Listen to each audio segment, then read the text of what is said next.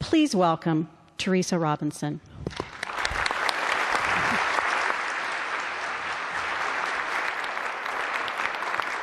Thank you very much. All right.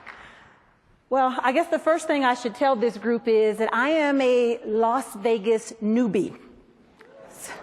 What that means is this is my first trip ever to Las Vegas. And I will tell you, I'm still a little bit concerned. My husband and I landed on yesterday, and after chatting and meeting several people, I'm still intrigued because it seems like every conversation is followed up with the phrase, "What happens in Vegas stays in Vegas." There are so many people that are reminding us of that. So I'm a little intrigued, or perhaps I should say a little scared.